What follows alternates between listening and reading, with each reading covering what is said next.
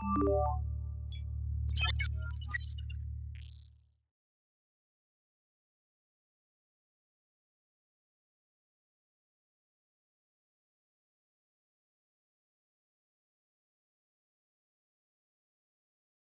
the next all-new episode of My Hero Academia. So it was you. Do you have any idea how much that hurts? Sounds lady, for you! Thanks! I like my eyes crushed! Take that! And that! She's opening a path! Arrest as many as you can! My Hero Academia. Next Saturday at midnight. Only Toonami on Adult Swim.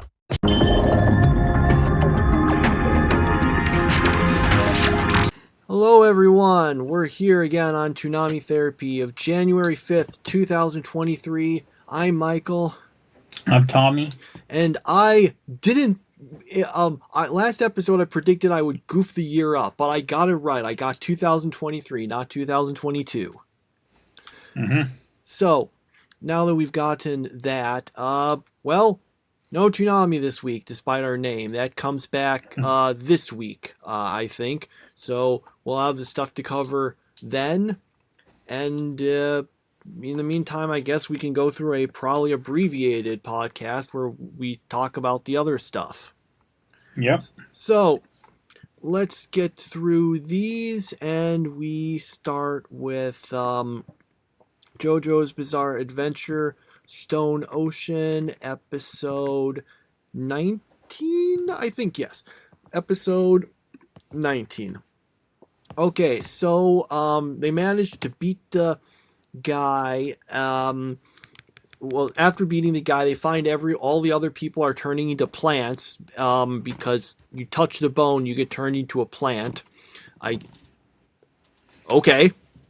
It hits Jolene, but she's okay because they get out of the place. They also find this weird thing that's maybe sort of a baby, kind of. It was kind of confusing on that point. Anyway, they decide they need to get out of there. There's still one enemy stand user around. They just don't know where he is. They end up encountering his stand, which turns out to actually apparently be super helpful to them and helps them escape, but they leave Foo Fighters behind in order to try to find the guy and beat them. But Foo Fighters apparently undercover some kind of realization about how the apparently helpful stand is actually a really bad one, because she seems like she's gotten injured somehow. And that's our episode.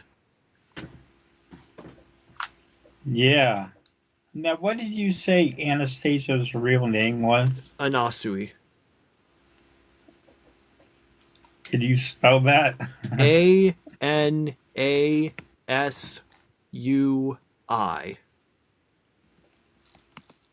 And why was that name changed? I think it's a name. It's the name of this one person who's like a designer or something, and I think they have a brand named after themselves. Okay. That's my guess. That's their name. That's who their namesake is, and whenever someone's named after something has changed, it's always because of that. Mm-hmm. And we've also, so yeah, that was his name. It just seems so weird that he's named Anastasia, you know?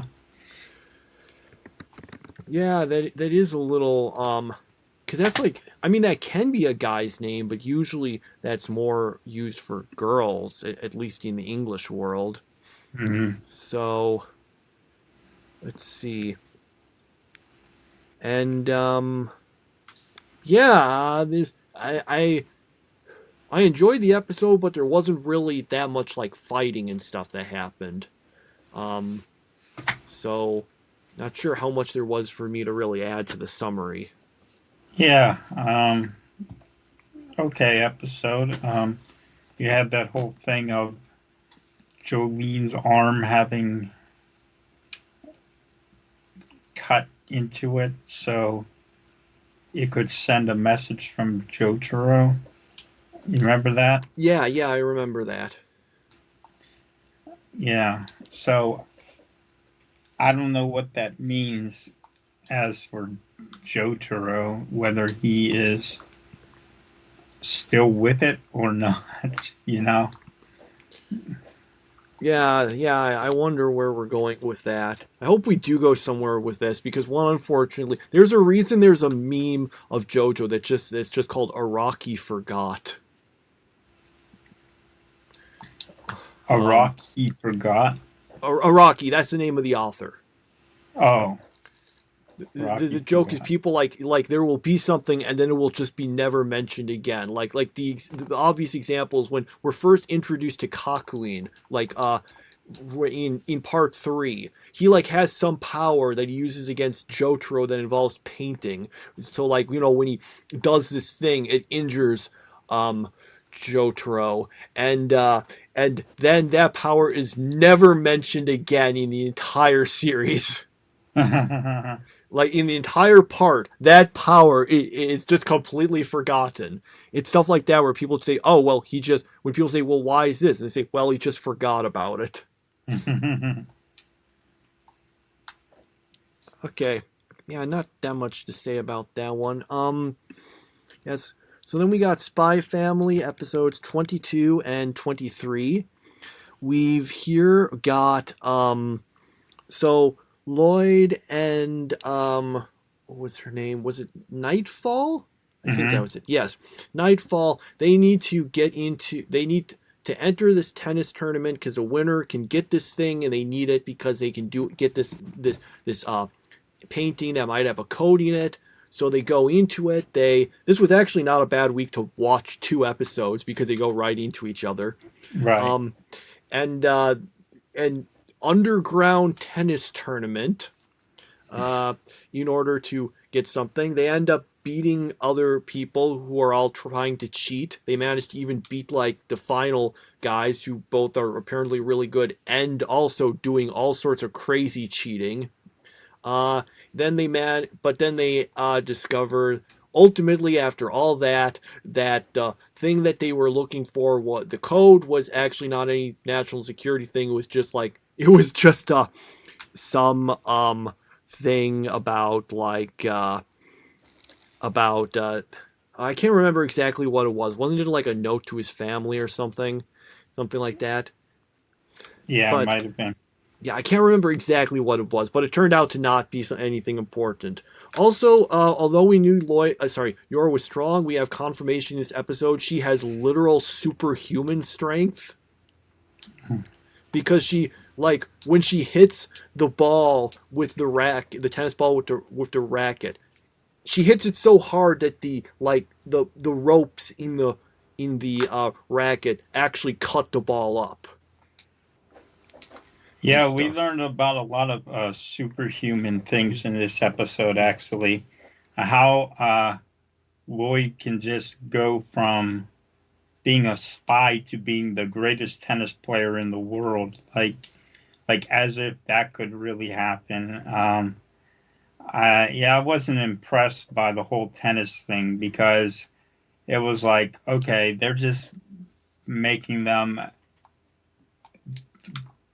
like unbeatable in tennis, that people can't even beat them even when cheating, whenever they aren't tennis players, they're just spies. So I found it to be quite ridiculous. And yeah, I was expecting they would come up with some sort of spy way of getting that painting, but instead they just got turned into superhuman tennis players, and it didn't sit well with me. So I did like, though, that part at the end where Nightfall challenges Yor to a tennis match, and Yor somehow, Yor gets the superhuman powers too, because she's able to beat Nightfall in a tennis point, and that causes Nightfall to go off and start training so she can beat Yor in order to win over the love of Twilight, so that was a pretty good part at the end, I thought. But I don't know. You just can't make the characters just unbeatable in like everything they do, because that kind of takes away from, I just don't like the fact that he was made into this tennis superstar whenever we never seen him practicing tennis even once in the series, Yeah, I mean, I know he's supposed to be super great at like what he does and stuff, so I'm okay. So him being really good at tennis, being hyper competent and managing to get really good at it quick, I'm fine. The problem is they're going up against people who are at least supposed to be really good. And then beating them under those circumstances, okay, I could maybe see it. But then they're beating them while having to constantly avoid like these traps that are on the floor, while having to constantly dodge bullets being sent their way. Not like lethal bullets, but stuff that would still injure them and stuff. At that point, it just is getting completely ridiculous. And the weirdest... And towards the end, when Lloyd manages to actually deflect a bullet with his racket and hits the opponent and injures them, and I was just thinking, you could have just done that. You could have just, when they start firing, you could have just had Lloyd deflected like that, hit the opponent, and that would be a perfectly good explanation for how they win. And you could have just done that. And plus the fact this whole thing, this didn't need to be 2 episodes. This could have just been 1 episode.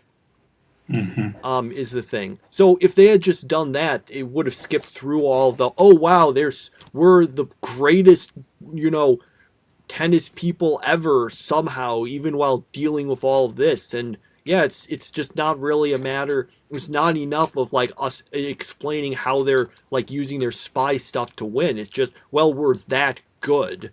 We just have. It's like the Yowamushi pedal faster. Here it's just, well, we just got to play better than the opponent. And that's how you do it. Or, as you would say in Dragon Ball, although without the screaming, scream your way into a power-up. Yeah.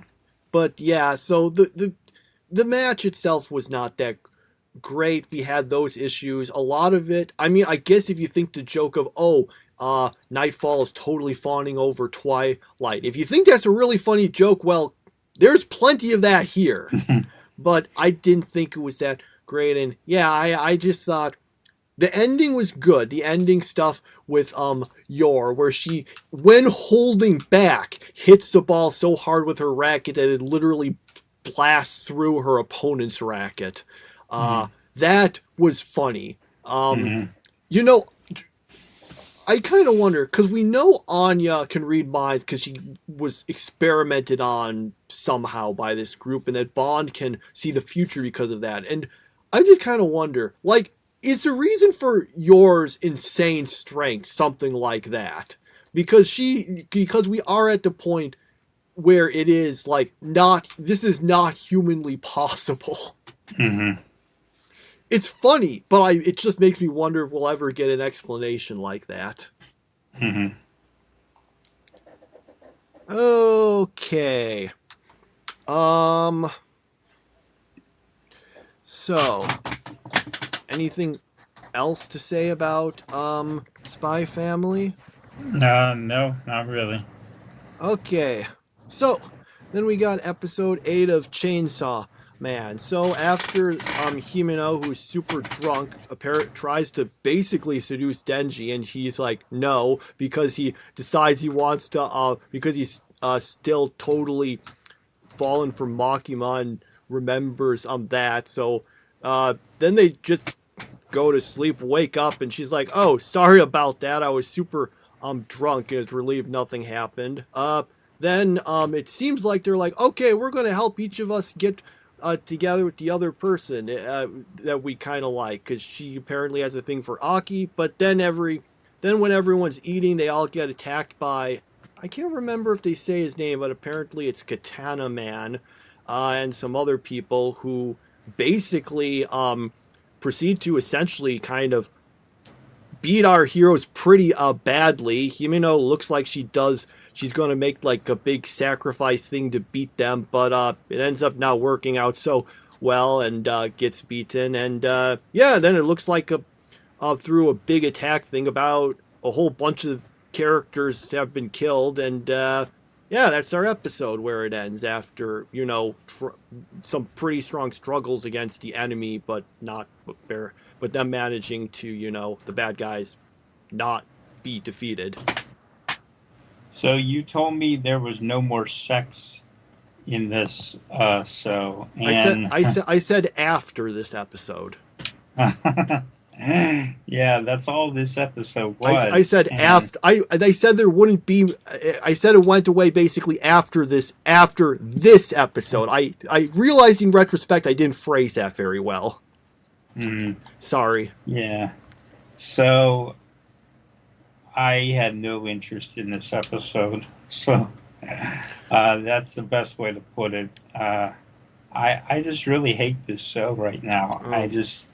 I don't like it at all. There's nothing good about it. I mean, I think people must think that because there's a lot of blood that makes it a good show, and I just don't see the appeal in it. I don't know.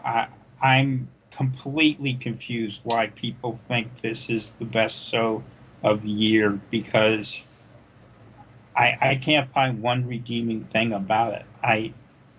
At least at first, it looked like Power was going to be a funny character, and that was going to make up for everything. But now Power is just kind of out of the equation, and I don't know. I guess there's a little bit of experimental stuff here where it's kind of like, okay, let's tell this story from this certain angle, and we'll see how things go. And I can respect the show for at least trying that, but I just feel like there's nothing there. It's just all blood, gore, and at least up to this point, sex, Well, I actually mostly liked the episode. So, okay, I'll talk a little about that. So, okay, I didn't really care that much for the opening bit.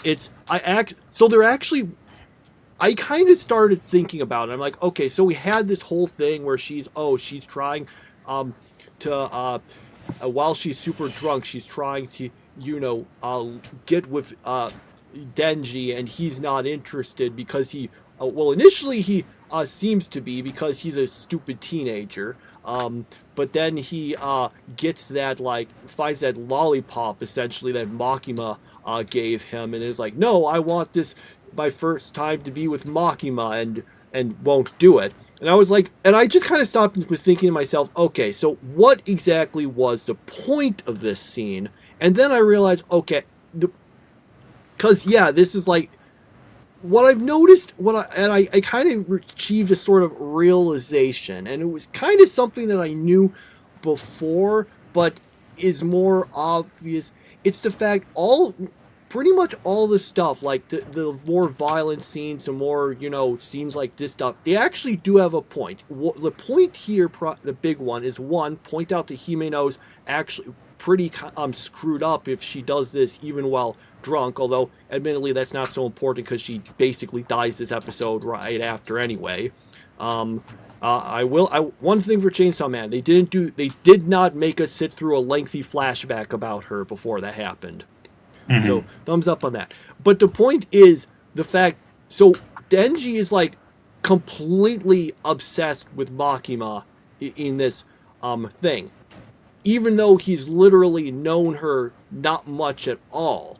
And the important thing that it's emphasizing, which is actually really important in the series, is the fact that Denji is, because as it was established at the start, he's basically spent the last, 10 or something years of his life kind of being forced to do all sorts of stuff for gangster people.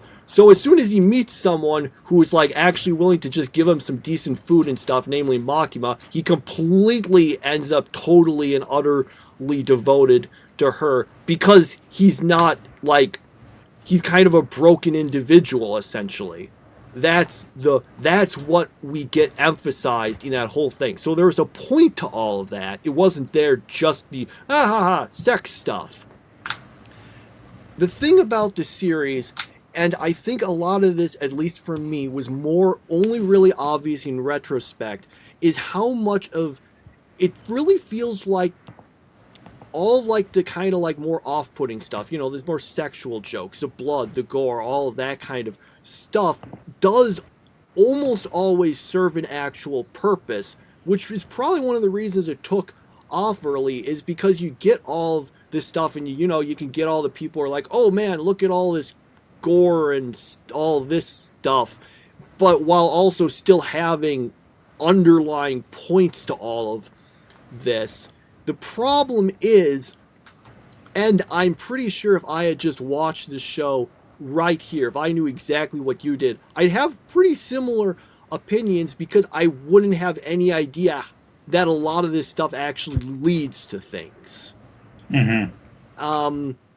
But in regards to the episode, I mostly talked about, like, and the comparison point, this is a weird one. You probably completely forgot about this. Do you remember, because it was short, there's this part in this early episode of Black Clover when Asta first joins the Black Bulls and, you know, meets them. And Vanessa, who at that point is also completely drunk, does this weird sort of flirting thing with him. And then, before, with Asta, like, rejects, goes, no, my heart belongs to Sister Lily from my village. And the whole reason that's there is, well, actually, ironically, Vanessa throws up right after that, so that's another parallel. It's just to say, oh, Asta's wacky and goofy, and that's it. In this one, it kind of, there's more of a point to it, showing Denji's kind of screwed up state of mind. And that's the first half. But again, I can say all that, and I still kind of say, yeah, but, you know, you didn't have to devote as much time to it. Second half, that actually has some pretty cool action, I thought, and the way it just, with everything, was calmed to being much more dangerous and a lot of stuff happening, and I don't know, I thought the second half of the episode was, I thought it got a lot more of my interest. Yeah, I just can't find anything I like about it so far, so once it gets to the end of the season, I'm going to have to drop it, so... yeah, it's, I mean, it's possible that things may have a point to them later, but how am I supposed to know that given that I've never read the manga, you know? Do they expect everyone to read the manga before watching this? Well, I mean, people obviously liked the series up until this point in the manga form. Not me so much. I got into it later. And honestly, oh man, I'm always saying the same thing. It's weird because I looking back, I did enjoy it more and more as it went on. But it wasn't really until part 2 that I thought that I was really consistently and strongly enjoying it every chapter. So, I don't know, we'll get there maybe in 6 years in the anime. I actually did I did watch the next episode, actually, because I had nothing to do for half an hour before we recorded. I thought, well, might as well get something out of the way. And I watched it, and I'm thinking, this episode might actually turn it around, or it might actually make you dislike it more. I have no idea. Or maybe you'll just end up in the middle. I don't know. There's some stuff I could see you possibly liking, and some stuff I would think you would actually not like. So I don't know.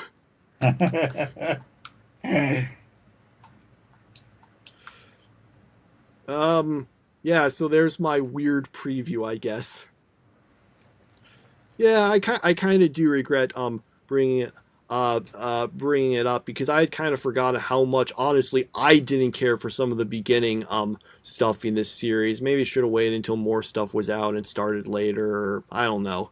But that's I mean, on the whole, I ended up I thought the episode was decent. I did like the more action stuff at the end. The way it just things suddenly, you know, just increased in considerable seriousness, and things got more, you know, real. Because up until this point, despite like it being violent, nothing necessarily bad has really happened to people. Everything has turned out actually pretty well, and then we're all like, okay, things are serious now.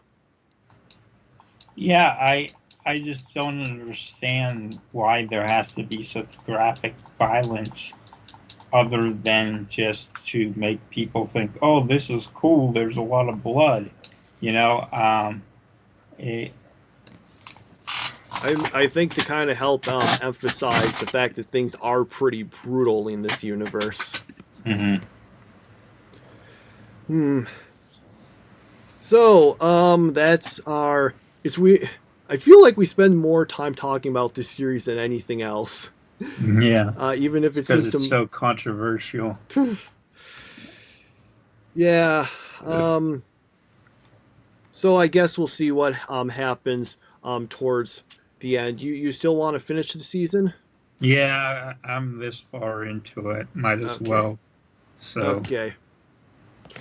So we've got yeah, it's, you know, it might be interesting if you were to ever, well, you don't really read much manga, but it is between parts 1 and 2 of Chainsaw Man, the author made like these volume length one shots called Look Back and Goodbye Eri that were both considered pretty good. It's interesting because if you read them, you can see some of the weird sort of weirdness, but there's like no violence at all in those stories. Well, I mean, I guess maybe there's a little bit in Look Back, but it's like nothing too big. But anyway, it's not that I don't like violence. It's just that the only substance to the show is violence. There's nothing else about it. That's all it is. It's just blood flying everywhere, and there's just no one to root for. There's no one to care about. It's just blood going all over the place, you know? Well, there is a bunch of blood in the next episode, I should mention. But there's also some more plot stuff that might interest you. Or not. I don't know. I'm just thinking, man, suggesting you watch this might not have been the greatest idea, because all the stuff that I like comes after this season. Okay, move on to something that we probably will that I think we probably both enjoyed. Episode 8, Blue Lock, what's this episode? 8 or was... Yes, this episode 8. It was 8. Yeah. Okay, so we find out some backstory stuff about two of the guys on the other team. Basically, one of them was like the son of a CEO, but he just wants to play soccer. And the other one is really good at soccer, but he's super lazy and kind of has to get forced into it. Then so our characters are going to have to go up against them. That tall guy who was the traitor is like, nope, not so. He's like, hey man, I've got the most goals. I don't care. I'll just sit this out. So the hope is that maybe they can get him to change his mind if one member of theirs could get 3 goals, you know, to tie it up. But then you find out the rule, like, what do they say? The tiebreakers are how many penalties, followed by whoever has the highest rank. But tall guy, I'm sorry, I don't know his name. Okay, I can't. I'm not sure I know a single person's name in this series actually, other than Ego. Like, what is the main character's name again? Let me. Okay, Yoichi Isagi. That's his name. Okay, I don't know anyone's name in this series. I can recognize them, but I just say, anyway, they go into it, and they seem to have a great plan for scoring a goal, but they don't manage to, and then the other team is like, well, okay, well, we'll just do that, and then they do that, and they get a goal.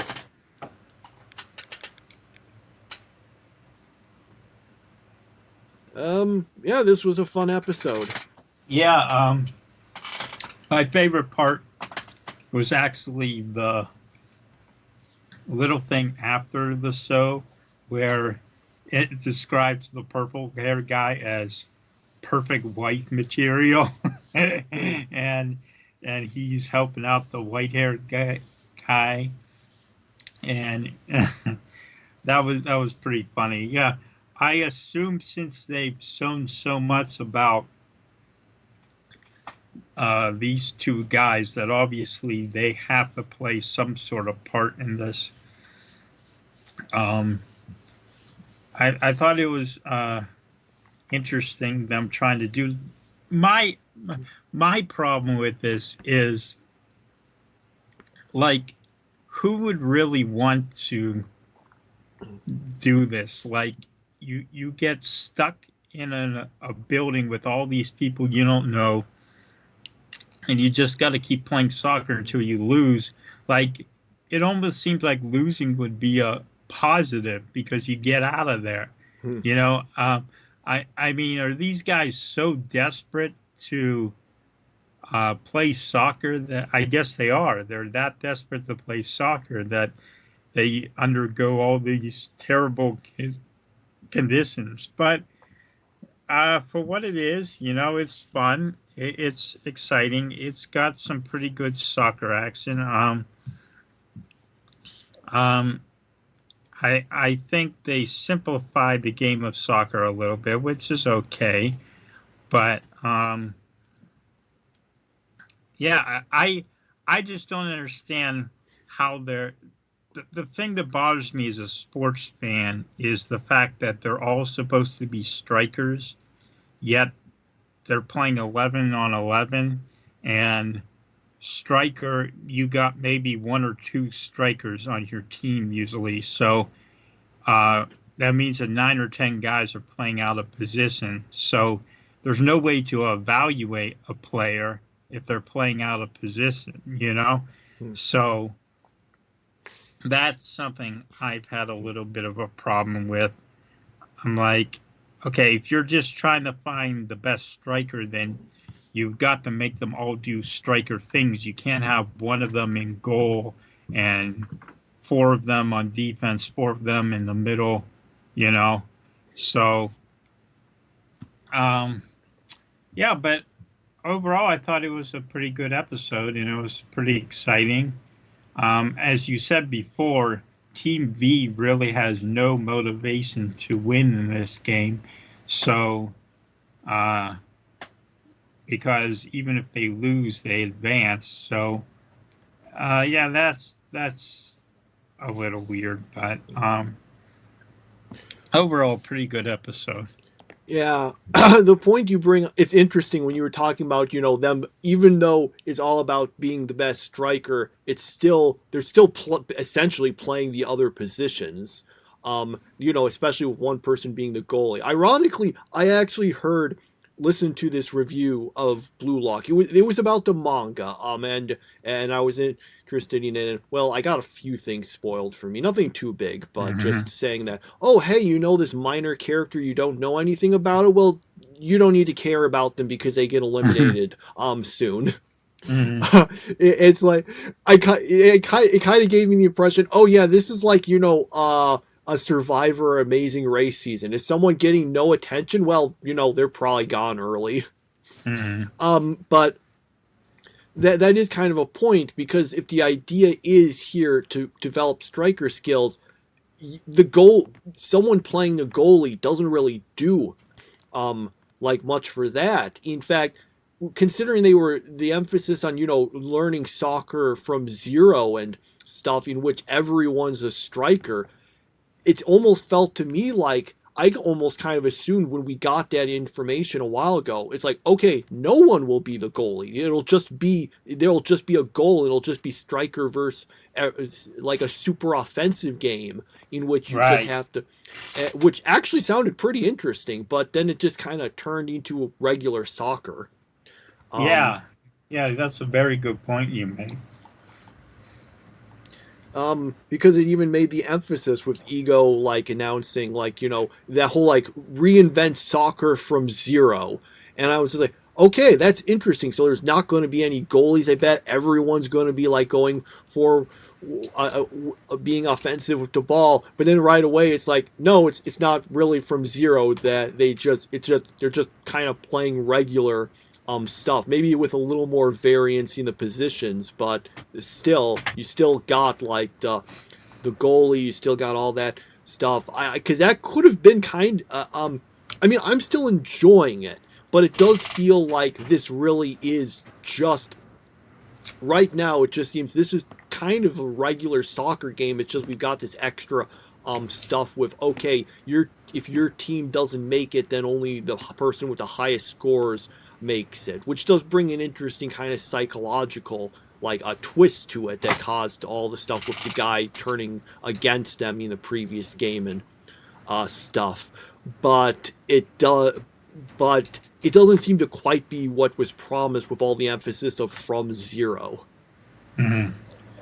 But you know, that's maybe it. Even if it's just kind of regular soccer with a sort of psychological extra thing, I still think. I mean, it's fun. It's good. I like it. This is this is right now for me looking like it'll. I mean, we've still got 12 months, but this is looking like, at least right now, based on the, well, let's see, we're watching 5 shows and we got a few Toonami stuff going on. This one has a pretty good shot of being number 1 for now at the end of the year list. Mm-hmm. But we'll see what happens when a bunch of other stuff we watch. Yeah. Okay. RWBY Ice Queendom, episode 8.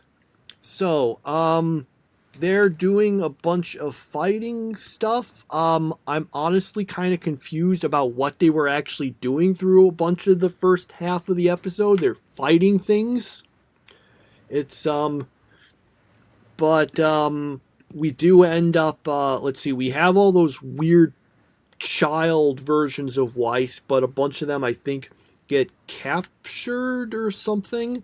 The big thing is, that at the end, so at the end, the series looks like it's basically taking inspiration from Neon Genesis Evangelion, because it's got RWBY and she's surrounded by people who are all clapping and applauding, and one of them is an animal. and they're all congratulating her. But then she realizes that whole thing is a dream, and they all turn into like the weird evil vines and attack her. Like, and it just made me think, what if that happened right after the last episode of Neon Genesis Evangelion? Everyone just turned into vines and attacked Shinji.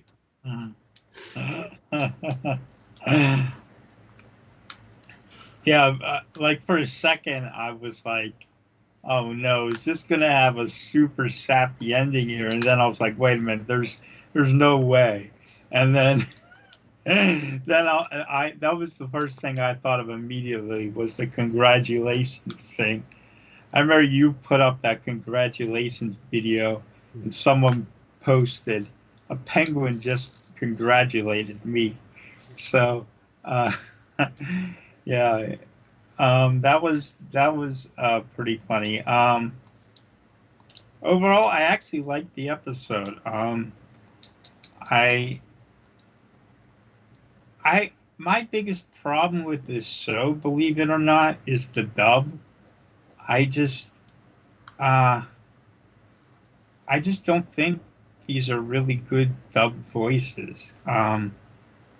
And I know I'm a big dub guy. You know, I usually watch almost everything through the dub, but mainly the main characters' voices I just don't think are very good. And Weiss probably has the best voice of the 4. The other 3, at least RWBY and Yang, just don't really have good voices. So yeah, I don't know what to say about that, but that's kind of what I was thinking. But overall, for entertainment value, it was a pretty good episode, so can't really complain too much about it. Well, the thing about the dub is that since before this anime, since RWBY was originally, a web series and like an English web series, all these are the same voice actors in the original series in the dub. I think there's one. All of these are the same voice actors. I think maybe there might have been like a secondary character who might have been changed, but the main four are all the same people.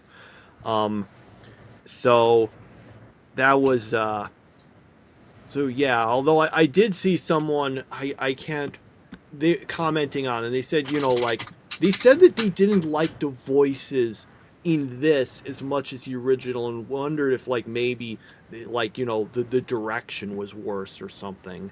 Because I have heard repeatedly from a bunch of people. I remember a bunch of voice actors at conventions would say this, and maybe it was just as a way to deflect blame, but they all said, if you like or dislike a vocal performance, it's almost entirely, the blame or credit goes almost entirely on the director, because they're the ones who decide who voices the characters. They're the ones who have them give all the takes and choose which take to use and stuff. So I've been I don't really have an issue with the dub. I mean, it's not anything special, but it's not anything bad either. It's just okay. I have not really seen the original series, which has often made me be thinking throughout this whole thing, because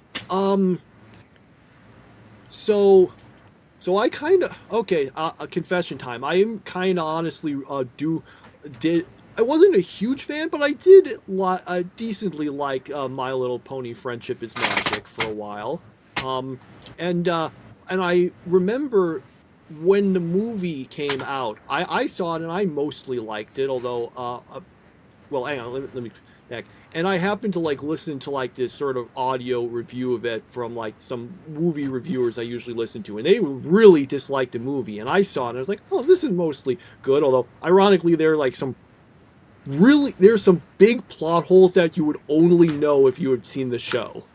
And I was just kind of thinking, okay, despite liking it, I agree with their take in that if I was not familiar with the show, I wouldn't like this movie. Because it's completely dependent on you knowing the characters and having investment on them. And I'm kind of thinking, maybe this would work a lot better for me if I knew more about these characters and their adventures.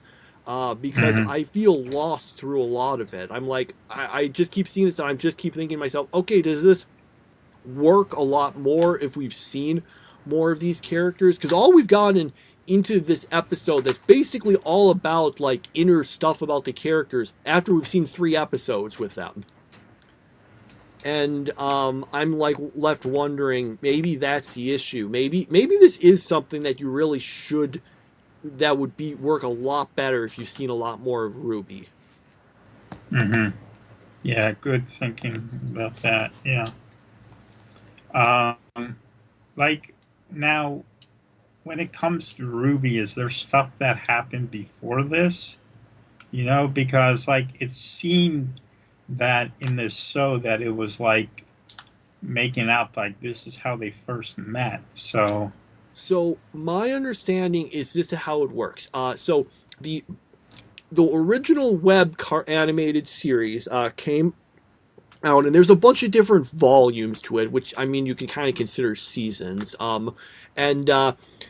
The first 3 episodes were a adaptation, a somewhat abridged adaptation of most of the first volume, and this I think takes place not exactly between volumes 1 and 2, but a little, because I know there's something at the end of volume 1 that happens at the end of this series.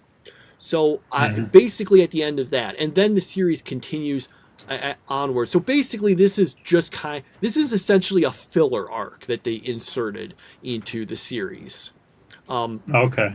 Which and I've been kind of thinking, even if this takes place, even if we saw the stuff that happened before this, I kind of get the feeling that if I had seen more of the subsequent series, I would have a much better understanding of the characters and would a lot of this stuff would mean more to me because I'd have much greater investment and knowledge about them. So they there's still several episodes things could shift, but it does feel to me like they did their best in trying to make this more accessible to a newer person by, making sure to have that opening thing that, like, the first 3 episodes had established, like, the basic stuff so that, you're not going to be completely lost going in if you're new. But it does really feel like this is something that would mean a lot more to someone who's a fan of the show. It honestly kind of almost makes me wonder, because the first 3 episodes were the best part of this series. Right, yeah. And I was thinking, what if they had just redone the original series in anime form? Because the original, like the first volume of it, like it didn't have a very big budget, so it was pretty crudely animated. And the anime, this one was much better, I understand. And it just seems like maybe you could have done all that, but doing it in a real anime form and continued on. I don't know. Maybe at some point it might be interesting to watch a bit more of the original RWBY. I've always been a little hesitant because I keep hearing from so many people that the series got really bad after the original creator died after like volume 3. But I might want to at least watch up until that point. So.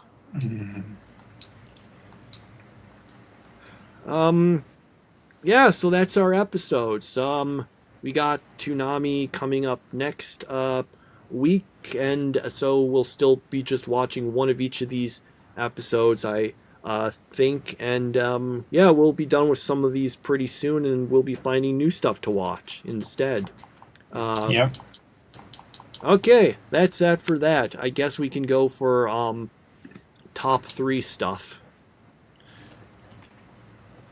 Okay, well, my first place one is kind of obvious this week. That's Blue Lock.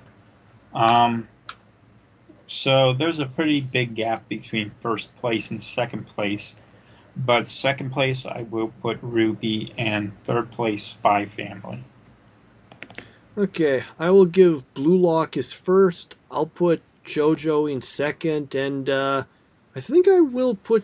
the third one is actually a little harder. I'll put Chainsaw Man in third. It was a little tough between that and RWBY, which I guess Chainsaw Man was more uneven, but the parts I liked towards the end, I thought I liked a little more. So yeah, we'll put that there. Okay, so yep, we've gotten all of that then. So nothing else to say. Oh man, I was thinking this would be abbreviated, but we ended up babbling for a lot, actually. Well, anything else to talk about? No, not really. All right, everyone. So that's our series, and yeah, that'll be that for that. I don't know why, I just kind of like that expression. All right, let's finish up then before I start stammering things worse and messing things up like I did in the previous episode where I had to edit it out because I screwed up how I wanted to say something so badly. But you audience will never hear it because it was edited out. The power of editing. Okay, that's all. See you next time. Bye. It's Cartoon Network Titans of Dunk, where we check out the best and practice new NBA dunk. Slam dunk. Let's take a look at some of the biggest rim rattlers of the month. Make that rim shut. Woo-hoo! Rim rattler. Yeah! Great dunk. One-handed. Smash it. Break that backboard. Boomerang barrage. Woo! Oh my goodness. Here's our pick for the newest Scope Slam. Greatest of all time. Samaran of Memphis gets open and he slams it down for a monster dunk. Oh! You know we have to see other angles on that. And that, children, is how you dunk slam. You can catch even more remix dunks on the Cartoon Network Special Edition NBA All-Star Slam Dunk Contest this February 19th on Cartoon Network. Hello everyone, welcome to Toonami Therapy. Today on January 12th of 2023, I'm Michael. I'm Tommy. And we're here, finally, to be talking about some Toonami stuff again, because it came back. So we can actually go with the name of our podcast. Mm-hmm. Okay, so we've got episode, so I guess we can just go into it. I don't think there's any new particular news to talk about. So we got My Hero Academia episode 117. Let's see, Hawks is still fighting Dobby, and Dobby says, does that thing where he says, "I'm going to tell you my identity," and then you don't actually hear what it is. Meanwhile, we've got Miriko still fighting some of the bad guy, the big monster things, along with some other people, and then we get some weird stuff with Shigaraki and flashback stuff, but then he gets out of it. And we also have Present Mike, that's his name, carrying, I can't remember his name, so I'll just call him Dr. Eggman. He's carrying Dr. Eggman and running in what, considering how long their conversation is, this must be an extremely long haul way while he's trying to take him out of there to be arrested or whatever. And oh man, do they loop the same running animation a lot for that. Mm-hmm. That was basically our episode. Yeah, they really recycled a lot of animation down there, and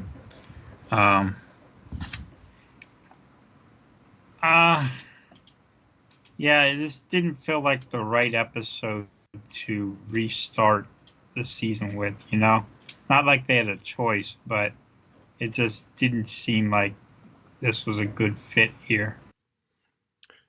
Yeah, it's kind of got it's just like a bunch of stuff is happening, and I can say, okay, a bunch of stuff is happening, and there's some fights, a bunch of them involving characters I don't really remember that well,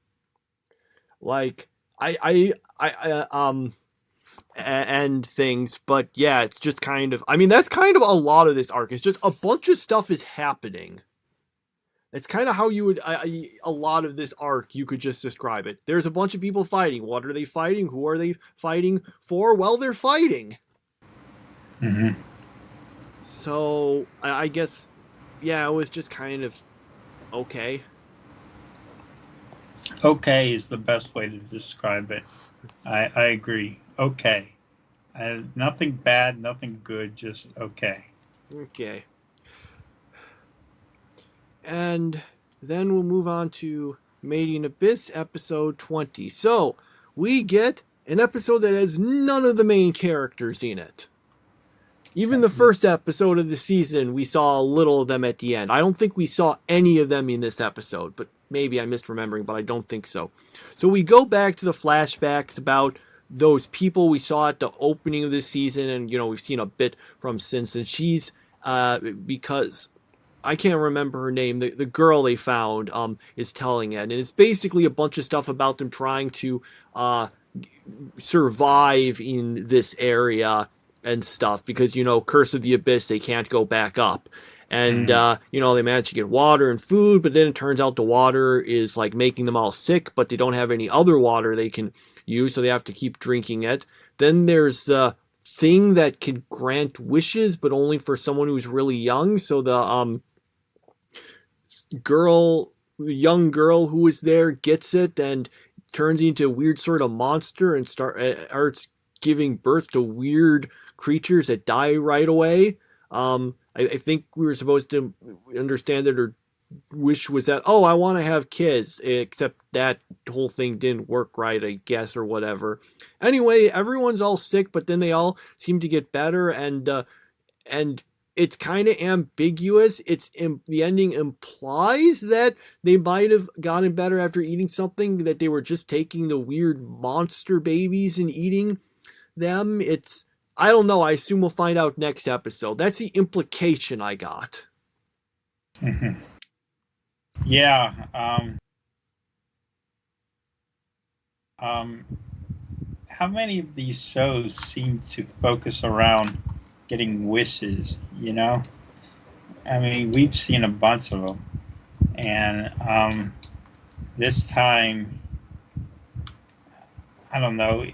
I guess that whenever people were saying that this show got really dark down the stretch, I guess this is what they were talking about. And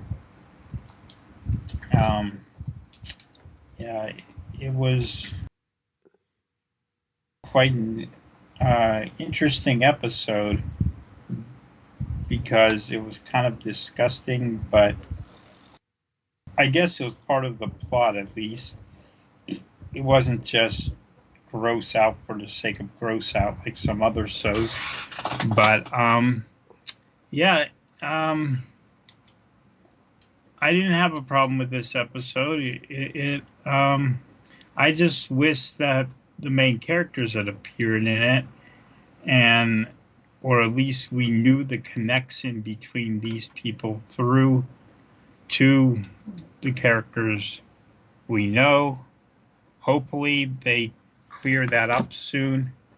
Yeah, I guess we'll see where it goes from here. Yeah, how many episodes do we have left of this season? Looks like we've got 5. And just for the record, anyone listening, don't get too excited about thinking when it's over you can go to the manga. From what I can tell, the manga updates very infrequently, and it's only slightly ahead of where this season ends. So it's kind of like Hunter x Hunter. Sort of, except the thing is the way Hunter let me just double check on this thing. The way Hunter x Hunter works is that it'll go on hiatus for quite a while, sometimes years. Then it comes back, releases around 9 or 10 chapters in one go, and then it'll go on hiatus again, which is exactly what it did after. Remember when it came back from hiatus last year, and there was big fanfare, and it came out, and we got 10 chapters, and then it went on hiatus again. So there's like that. Whereas Made in Abyss, it seems like right now that it's just you get like single chapter releases, and then but with very lengthy like waits between them essentially. Mm-hmm.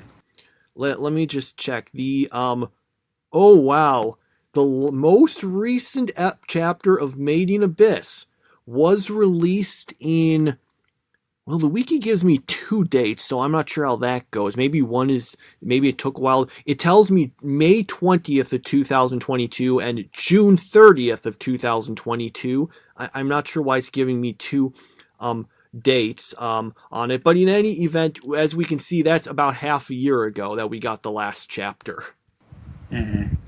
So it's got a very slow release date. It's definitely better to watch it in the anime. Oh, and the chapter before that came out January of that year. So that's about 2 chapters per year. Unless you want to count like the side chapter that was released, it looks like. So yeah, I don't know if that's better or worse than Hunter x Hunter. Hunter x Hunter, at least over the last 3 years, averaged more chapters than that. Cause I mean it averaged about 3 per year. Yeah.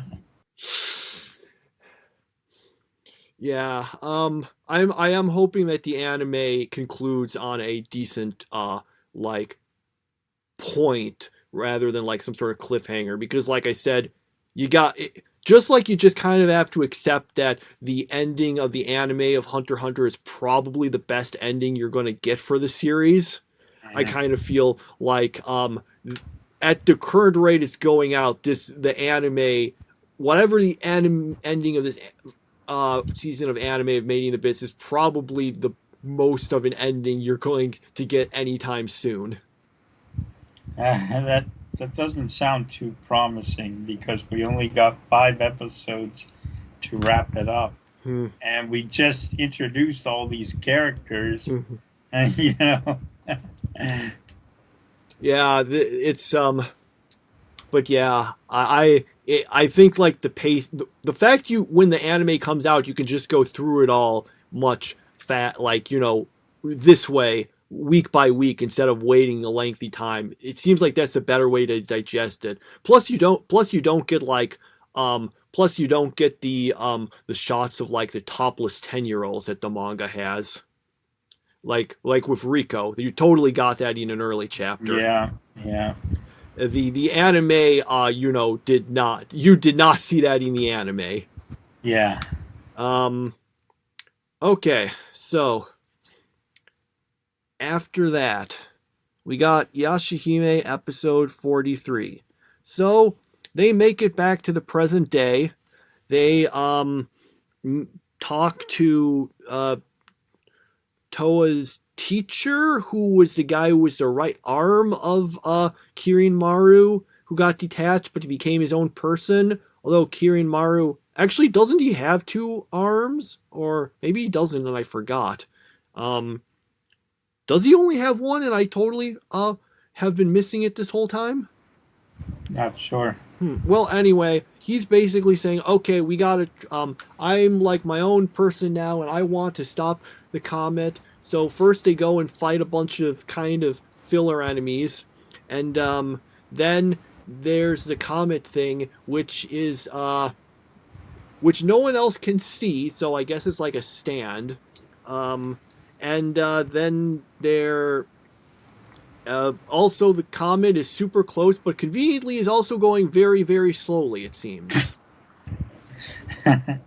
Isn't it funny that this episode came out like the week that an actual comet was coming by? Oh, I didn't even know that. Yeah. Yes, supposedly we missed it though because of the clouds and stuff. But yeah, there was a comet that came for like the first time in 50,000 years. Sometime earlier this week, we weren't able to see it, but yeah, it's funny how that comet like really slowed down once it got close to hitting Tokyo. It was just like, okay, it's like almost there, but now all of a sudden it's crawling. And I don't understand the whole thing about this guy who originally was bad and now he's good. Like, what was the point of all that? What was the point of him being bad in the first place if all of a sudden he's going to turn good now? That didn't make much sense to me. And I guess how many episodes are left of this? Let me see. Let's see. We're at this point. We've got 5. Oh, same as Made in Abyss. Was it Made in Abyss 5? I thought I said 6. Did I? Maybe I'm wrong. Let me double check. 5. 1, 2, 3, 4, 5. No, it is 5. I misremembered. Okay. Thought you said 5. Okay, yeah, I said 5 for each for that and for this. So yeah, they're both being replaced. They'll both be replaced at the same time. So I wonder what's going to happen there. Yeah, that's interesting. I hope it isn't just us getting 2 episodes of One Piece. There's actually, honestly, we probably will be getting 2 episodes of One Piece, but we still do have another slot, and I'm wondering what that could be. I mean, does Toonami still have the rights to Trigun? They could show that and try to make advantage of the fact it's getting more attention because, like, that new Trigun Stampede series is out.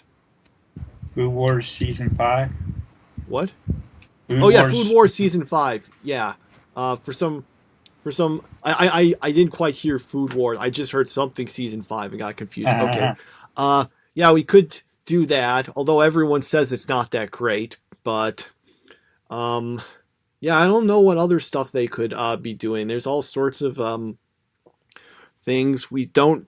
Yeah, Attack on Titan's final final part of the final season isn't available either yet, so I don't know what they might show. They've if they might get something. I wonder if they might get something from Sentai Filmworks again, because they don't really get much. I'd say they don't get stuff from Crunchyroll, but they got My Hero Academia, but that was something that was Funimation before the merger, so that might be something. I don't know exactly what kind of stuff we might get. Lupin Zero, but probably not now. They'll probably wait a bit, like they did with Made in Abyss, to actually put it on broadcast. Maybe we'll get Bleach. Who knows? Oh, that would be nice. We'll see on that, I guess. Okay. So, right. Then we move on to One Piece episode 600. We've got, let's see. Okay, so Caesar Clown shows up and is able to convince the kids to go with him because they're kind of addicted to the candy stuff he made. Brownbeard ends up fighting him, or yeah, that was what he was doing because he's all upset with them, and then he gets beaten and with the other guys, and then there's and then the other guys are all basically just kind of doing what they were before. Luffy and his immediate group is still captured, and Zoro and his group are still dealing with the slime monster stuff. So when you get down to it, all that really mattered in this episode was the stuff with the kids and Caesar Clown. Yeah, and Nami is still in someone else's body, and I'm ready for that to be over with now. I mean, I think it's run its course. There's only so long you can go with a gimmick like that. You got to change it back soon enough. When that happened in JoJo, okay, it lasted a few episodes, but then they finally ended it, and they ended it before it got too annoying. But this is just getting really annoying. Nami not being the right body, it's not funny anymore. At the beginning it was funny, but now it's just kind of stupid. So we also have Smoker and Tashigi still in the wrong bodies for some. It only seems like the whole reason for that is just an excuse to have the characters be weaker. But yeah, it was something that was a little funny at first, but they kind of should have just been brought back, I think. Okay.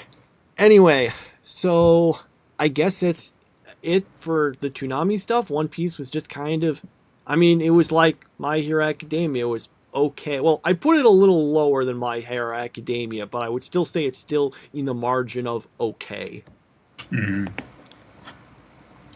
All right. So we'll move on back to JoJo's Bizarre Adventure, Stone Ocean, episode 20.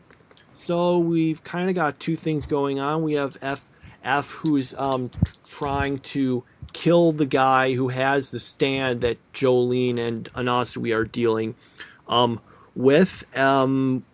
But we don't really see too much of that, though. What's his name? They always call him Pale Snake, but or was it White Snake? I think it's Pale Snake. Pale Snake. Yeah, she realizes that he's him, the bad guy. Meanwhile, with Jolene and Asui, we just have them dealing with the stand, which was called Yayama, or you can probably guess what the original one was. It was Yo-Yo Ma. I like it when it's super obvious what they are. Sometimes they just switch them a bit more. When it's things like this, you can just okay, I know exactly what it's supposed to be. which basically seems to have the ability that it acts super subservient and helpful, but it also does try to attack you with like mosquitoes and some other kind of attack I don't think they figured out. They go through that a bunch, but Inasui seems to beat it by fusing its brain with that of a frog, so now it's getting constantly distracted in the way a frog would. I guess he can do that. I don't think the series has actually explained how his stand works yet. Yeah. I have to be honest. I'm totally confused. Like, what point did this season go from Jolene trying to escape from jail to now just all this randomness, like what we're getting here? I mean, it's just like it gets more random with every episode, and it's like it doesn't seem to be following what the original plot was. Now it's just like, okay, now Jolene has another problem, and now there's another stand, and then there's another fight, and like the entire goal of the season, I thought, was for her to, get proven innocent, and what's going on doesn't make any sense. I know it's supposed to be bizarre because it's in the title, but it's getting a little too bizarre for me. Well, so what they're doing, I mean, right now they're just trying to get the bone, because it was like a bone from Dio or something, and it's got powers. Yeah, I can't remember exactly what the bone is supposed to do. It's just the thing they all need to get, I guess. Mm-hmm. I mean, I've still been enjoying it, although the previous stand battle wasn't that great, and this one was okay, but so here's the problem I've got. So Inasui, like, connects it to a frog's brain somehow, and I'm thinking, okay, he can do that, I guess.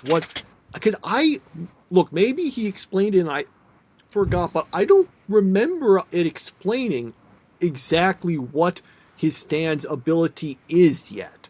We saw that he was able to, like, make a guy's like legs become springy like springs, and we've seen this. So he can apparently combine things somehow with body parts, but I don't know exactly what it is. So the problem I have with this episode is that it's like, okay, we managed to beat the guy by using an ability we didn't know existed prior to this point. So it lacks, like, the usual thing of, people using pre-existing abilities to beat their opponent.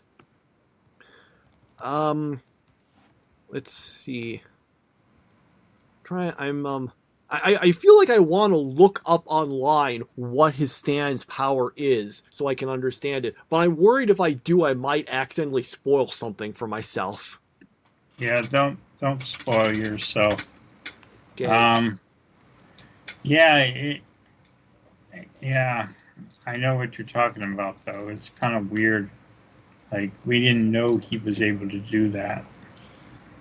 Yeah, I just assumed that when we saw him before was like, okay, that's like the preview. That's what we'll see going, and we'll get an explanation. Except we still have this happen, and we don't get the explanation unless because I don't think we ever got a detailed one. I just want to know exactly what it is. He can apparently combine stuff in bodies. I got that, but I just want it clearly laid out for me exactly how it works. Like Jolene, it's simple. Okay, she can turn her body into strings. Okay, I got that. Even like some of the more complicated, like, abilities, they explain it, and that's the main thing that I just want a little more of an explanation. And what about that guy who's counting prime numbers? Like, what does that have to do with anything? It's just what he does to, like, calm himself down and focus. It's basically just a character quirk of his. Mm-hmm. He's because he's like it's just how because he's a bad guy. So I guess that was just supposed to be a bit of a character quirk for him. Doing that made me start thinking about like prime numbers and like trying to count them, because when I was younger, like when I played Number Munchers, I would always play the one that would like say, okay, you can only eat the prime numbers. So I like remembered a lot of the early ones pretty easily, but he goes way above that. He's like in the 300s. Yeah, 400s in fact. Oh, he got episode. Yeah. Okay. Right. So, we've got that's oh, one other thing I wanted to mention. There's a part where he's like, I think, ruminating to himself, and that Hallelujah song plays. You know, the goes like Hallelujah, Hallelujah. That's I finally said, okay, that's used so much. I need to look up where this thing actually came from, which was harder to find to figure out, because, you know, there's a bunch of songs with that name. So finally I just remembered, okay, it was on Evangelion. I'll go to Evangelion Wiki and search for Hallelujah. And then it like mentions like it on the soundtrack, like Hallelujah Chorus. So I looked up and okay, it's basically, so that everyone knows now, because this is interesting. It came from, it's called the Hallelujah Chorus. It's from it's a part of a larger work called Messiah Part 2 that was by George Friedrich Handel from 1741. So, now you know. Did it give you flashbacks to Kill la Kill? Yeah, it made me think of Kill la Kill also, when it did that. Those are the big ones that song reminds me of. I think there was... I know there was a sitcom where I saw where it played from. It was one of the ones on Disney Channel way back in the day, but I can't remember exactly what it was. I don't even like, but I remember like the joke was like a character, you know, was trying to get their parents to help. Wait, you're asking us for advice? And then it like starts playing that song. I can't remember for sure. I don't know if it was even a good series. I don't think it was something I watched too much of, but anyway, so yeah, so now we got that. That's the annoying thing about a bunch of classical music. It's hard to look them up because, you know, it's harder to find the lyrics and stuff. Although this one does have lyrics, but outside of the Hallelujah, they're kind of hard to make out. Mm-hmm. Okay, anything else? No. All right, we got Spy Family, episode 24. Here we have two separate stories. There's one in which Yor gets paranoid, gets worried that Lloyd is going to leave her to be with Fiona, because she, you know, being in the fake marriage, because the whole point of it is to make it so that people won't like be suspicious of her or anything. And we just get some wacky stuff with those misunderstandings. It gets resolved. Well, actually, it gets resolved, but then Yor forgot the whole thing because she was drunk and they have to say it again. Then the second one is just this bit with Anya going shopping with Becky, and mostly that's just kind of random, silly stuff, although we do get a quick bit of a flashback into Becky being much like less pleasant to people before she met Anya, so we got a little bit of characterization there. And I still can't understand half the things Anya says. Yeah. See, that voice actress is doing it a little too much. Yeah, and it wasn't like this in season 1 either, so... well, actually, this is all one season, but I don't know. Anime just keeps blurring the distinction between a season and now. Like, it's season 1, part 1, season 1, part 2. Mm-hmm. Yeah, this episode I liked a lot, but I'm still confused. Like, why is it so important for Yor to stay married to him? Like, if she doesn't have any feelings for him, which is, you know, kind of what is implied here. She doesn't have any feelings, but she wants to keep this marriage going for some reason. Like, it doesn't make much sense to me, because, like, for him, it makes sense. because it's part of his mission. But for her, she was just fine being an assassin before she met him, and the only reason she married him was just because it helped her out in a certain mission. So I don't understand why it helps her, like she has any reason to remain in it. Well, she was under the she's under the impression, not entirely unjustified impression, that it looks really weird and basically she thinks it looks suspicious for her to be completely single, and is worried that it might cause people to get suspicious of her, either to figure out she's an assassin, or for the government to become suspicious of her. Although I thought she kind of worked for them. I'm not sure if she worked specifically for the government or some other group that maybe or what was or was not with the government. I'm not sure. Basically, it's just because she wants to stand out less. Mm-hmm. Okay. All right. So, anything else to say about that?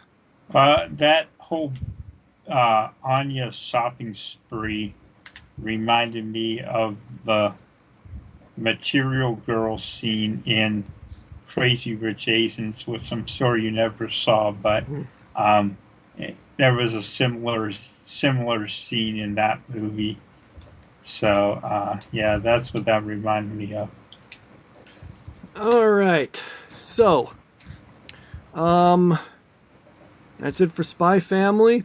All right, we got Chainsaw Man episode 9. So basically, after it seems everyone got defeated, the bad guys are just going to grab Denji and take him. But then we find out that Makima, who we thought got shot to death, is apparently actually just completely alive and survived it, and manages to get what she does is she has a bunch of condemned inmates brought to her, and she does something we don't know exactly what. I mean, we're intentionally not supposed to know because the other characters get blindfolded. It basically causes them to die, along with a bunch of the people who are trying to grab Denji. So then which allows Kobeni, of all people, to show up and save him. So he's good now. And so the bad guys are at least driven off for now. And yeah, then there's the end talks some about how there might be some restructuring of the unit because a bunch of people got killed in this process. And that's the episode. I thought this was... Oh. Go ahead.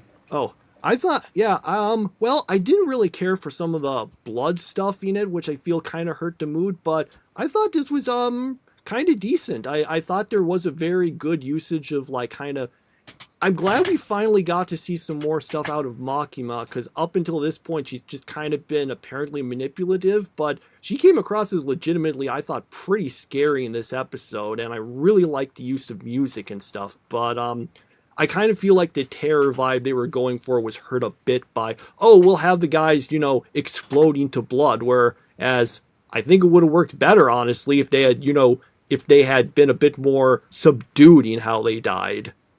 If it had been more like of a Death Note thing, that actually would have fit, I think, the fear stuff better. So, I mean, it wasn't amazing, but I think it was an improvement. Well, you didn't know about this yet, but I'm announcing it now that I am dropping Chainsaw Man after this episode, because that was pretty much all I could take of this show anymore. I don't enjoy it at all, and now with people just exploding into pools of blood, I don't need it in my life anymore. I'm just done with it.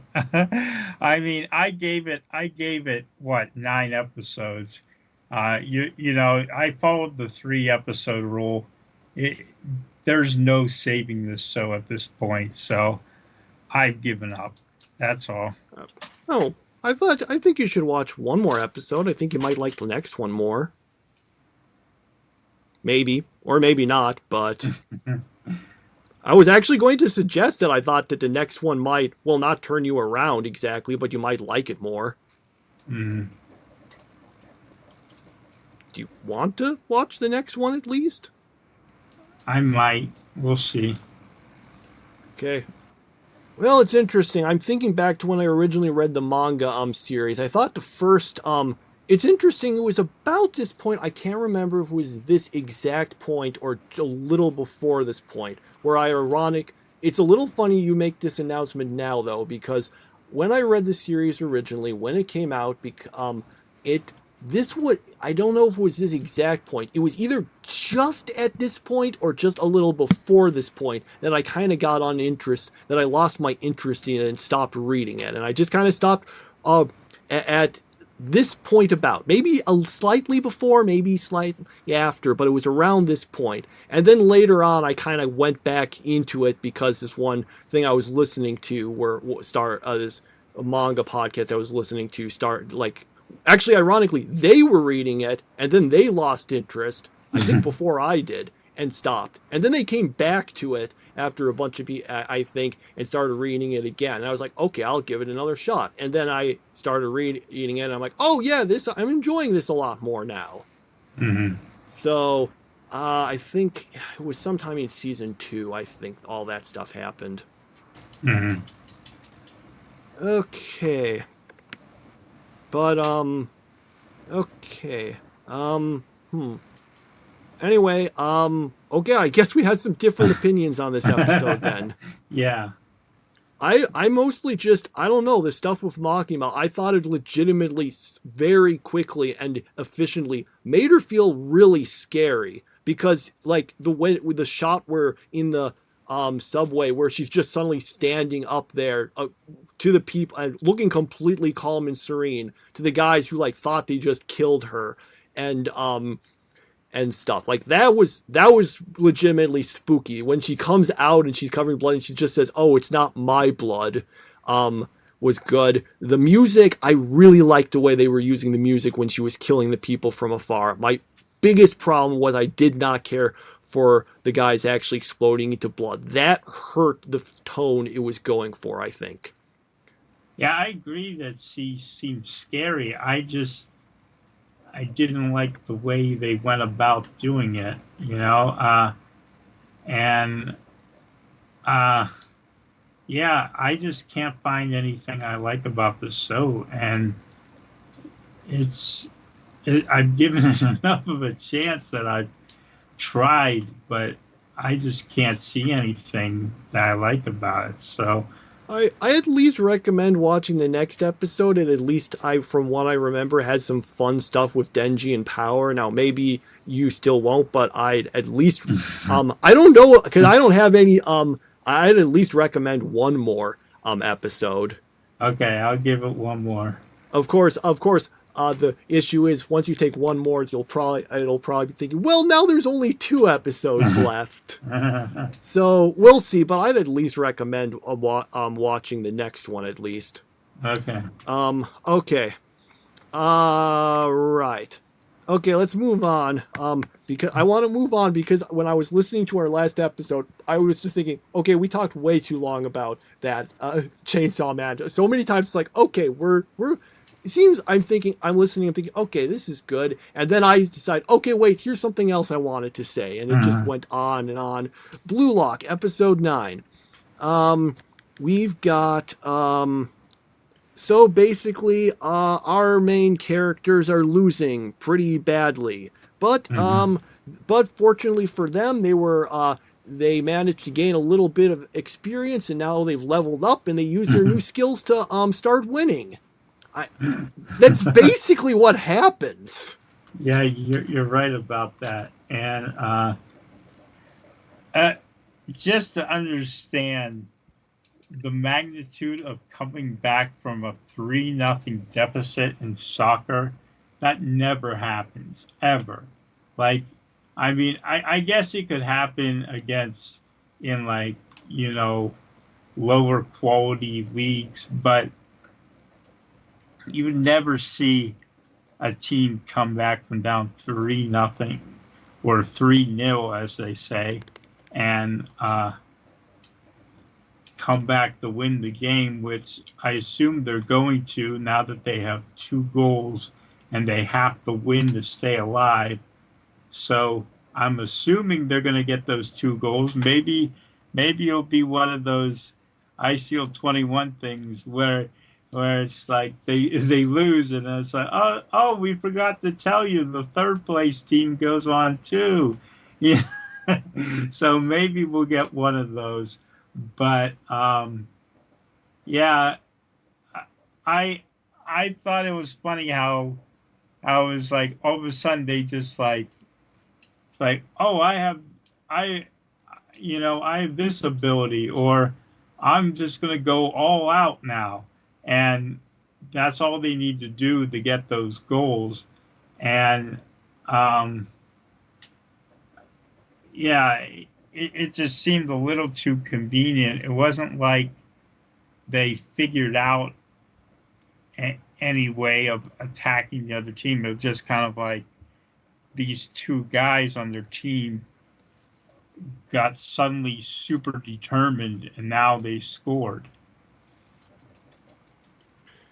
Yeah, it is, like I said, it just felt, it's almost also the exact example of, I mean, I feel like I need a better term than pedal faster when it's not talking about cycling. And for anyone, which probably is most people, basically way back in the day, we watched this cycling series called Yomushi Pedal. And when we started noticing that all the races were basically just settled by one character being like pedaling faster and being able to beat their opponent, like not so much strategy, it's like, I'm going to go faster and beat them. We just made this joke of it being like, oh, you just have to pedal faster.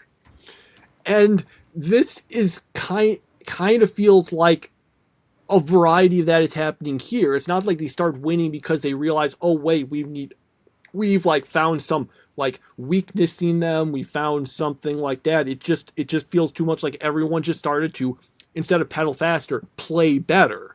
Yeah. And yeah, that's the thing. Play better. That's what you could call it. And that's just how they suddenly managed to turn it around.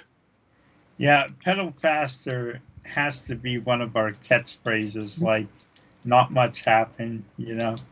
So I feel like we haven't said not much happened for a while. Yeah, because not often, not much has happened. I don't know. Yeah, we haven't said that in a while because stuff has actually happened.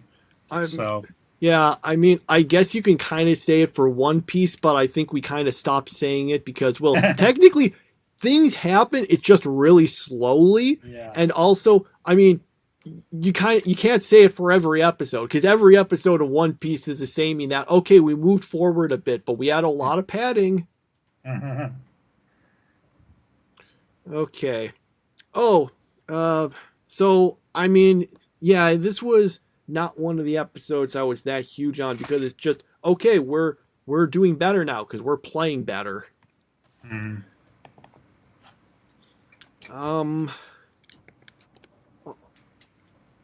Yeah, and okay, we can then move on to RWBY Ice Queendom episode 9. So let's see, they're still going and fighting this stuff, and I don't know. I have so much trouble describing this series because I am so constantly confused about exactly what's happening. Yeah, then I think they're still inside her head or whatever, inside her dream. I got that much. It's like I understand. Okay, they're in the dream and they're trying to do something to get Weiss out of it. I'm still confused about exactly what their plan is and what they have to actually accomplish. I just know they need to do they just need to beat negative Weiss? Do they need to snap her out of it somehow? I don't know exactly what the goal here is. I just know there's a lot of fighting against weird things. We've got a bunch of these like child Weisses also that they're trying to protect. And there's some stuff here about different parts of Weiss's personality and backstory that would probably make more sense if I was more familiar with the series. Mm-hmm. And yeah, that would be yeah, I don't know how much else I can necessarily say about this, because it's hard for me to summarize the plot, because I get the general stuff. Okay, they have these enemies and there's the evil Weiss and they're having to do this stuff. It's just like I don't understand all the specifics about what they're doing. Mm-hmm.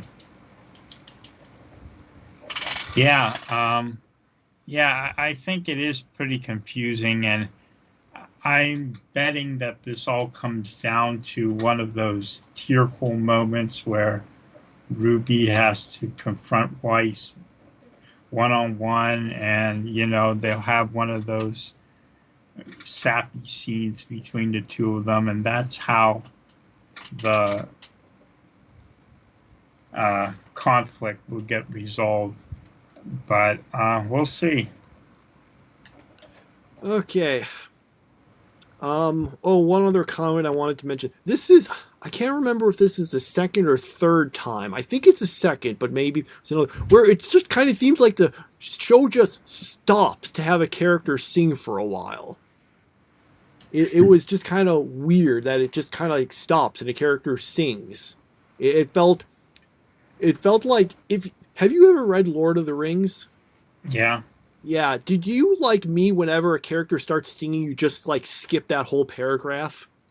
Well, I kind of skipped the whole book. Oh. But yeah, I mean, I quote unquote read the Lord of the Rings for school, outside reading in high school, but I didn't actually ever read the book. Okay.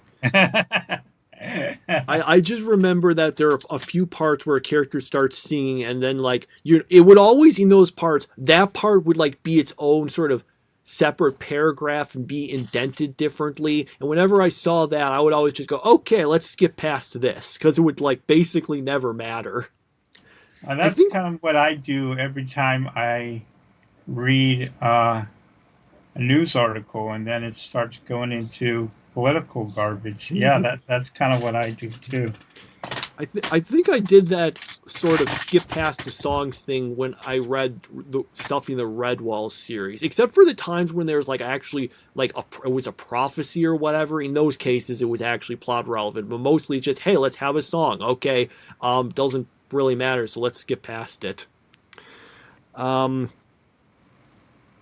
I feel like RWBY Ice Queendom, I mentioned like this might make more sense if I understood Weiss as a character better. I'm really strongly thinking that, although I think I said this last time, but I'll just say it one more time. While it seems to me that Weiss is while it seems to me that they did make an effort to try to make this accessible for a new viewer, ultimately I think this is just something that you have to like be much more familiar with these characters to really be able to understand. And yeah, that's RWBY Ice Queendom. Don't think I have anything else to say about it. Yeah, anything else you have to say about it? It was okay. It wasn't great, but it was okay. Yeah, I kind of feel like a lot of the stuff this week was just kind of okay. Yeah, I agree with that. Like, even a bunch of the shows that usually I'm thinking, oh, this would be like, this is a definite, like Blue Lock, which last week I was saying, oh man, this seems, at least based on the stuff we've seen so far, this seems like it's a very strong contender for my number one pick. And this episode was like, well, they played better, and that was basically the episode. My statement about leveling up is especially like fitting, because literally Ego is talking about how like what was the word he used? Did he say like unlock or achieve, or he said something like that? And it literally, he's basically saying they leveled up. Okay. So we've gotten, yeah, those are the series that we watched. I guess we can go into top 3. Yeah. My top 3, a little weird this week, but third place is Yashahime. Second place is Maiden Abyss. And my top pick for this week is more of a traditional one, Spy Family. Okay. My list is, this is going to feel a little weird, but to put this, for me, for third place, I'll actually put in, I think, Chainsaw Man. Second place, Maiden Abyss, and first was Yashahime. Now, this is not the group of 3 I was expecting to see for most of these things. But, yeah, like, I look at JoJo and I'm like, okay, this was okay. Yeah, like, so many of these shows were okay. Were just okay. And that's them, for me. All right. Was there anything else to talk about? Fun, like anecdotes from real life? Oh, actually, I do have one, which is, Okay. Actually, it's not really a fun anecdote, but whatever. It's an anecdote. So I'm leaving work, and I'm going into, like, the car, and I'm, and I put the key, into the keyhole, and I try to turn it, except it gets stuck, which honestly is, like, the third time I have had problems with that. I should have been using the automatic, like, buttons things, but they stopped working because I think because a battery ran out and I never got it replaced. So I'm able to finally, turn the thing and pull it out. And then I get into the car and I put the key in. I don't like as you might have guessed, I use a key to actually turn the thing. Except it won't turn on, and I look at the key and the whole thing has bent the key and it won't fit in there anymore. Mm-hmm. So I have to so anyway, I had to, like, call this tow truck to like actually take it back to my house. And I had to wait about 2.5 hours for it. Mm-hmm. Anyway, so that was annoying, but maybe not so funny, but is the fact that part of the reason is because that was the only key I had. I had another key, but I could not find. It's been missing for a while, and so I set up an appointment to get another replacement key. And of course, this happens before that. So we get the tow truck, wait a bunch, it brings it home, and then we finally find the stupid extra key after that. So, which is good because it means I can still use the car while in the meantime I moved up to replace the time to get the replacement key. But I guess the moral, a few morals from this. One, if you live in a cold place, you should be trying, and you have an electronic one, use the electronic thing to lock and unlock the doors because you're less likely to get it stuck in a keyhole or anything. If you can't find if you've only got one key and you can't find the second key, get a replacement. Also, replace the batteries on those electronic things, which I should have done. So that could have all saved me a bit of a problem if not for all of that. Oof. Oh, and the other thing, so that was basically my experience there. Thankfully, it did happen while I was at work, so I just kind of went back into the building. I ended up being the one to lock up because the person who normally is the last one to leave left before the tow truck came. Mm-hmm. Yeah, I don't know if that was actually entertaining or interesting at all, but that was my experience of last week. Okay. Whew. I feel like I had some other anecdote, but I can't remember what it was, and I guess it doesn't matter. It probably wouldn't be any more interesting. Oh, wow, we've been talking for a while. All right, with all that said, we'll see you next week for more Toonami stuff. We'll have the last episode of Spy Family, possibly the last episode we're covering of Chainsaw Man, and then after that, we'll be bringing in some new stuff, probably. Or maybe we'll be waiting till I don't know. We'll figure it out. That's how we always do it. Never promise ahead of time because you might change your mind. Don't promise things and people won't be disappointed. Okay, Bye. and that's it. We'll try. Bye. No, I wasn't done. You don't get to say that yet. Okay. We'll see you next time, and we'll try to do better. Bye. The warriors have assembled. The lines have been drawn. The stakes are incalculable.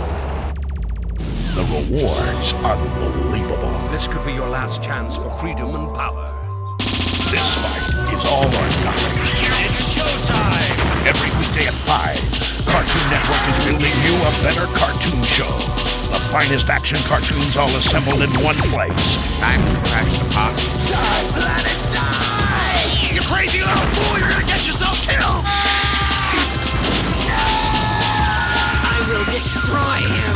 Use any means necessary. We won't be intimidated by criminal threats. We call this Toonami. Tougher than the best, stronger than the rest. Weekdays 5 to 7 and midnight to 1 a.m. Only on Cartoon Network. Accept no substitutes.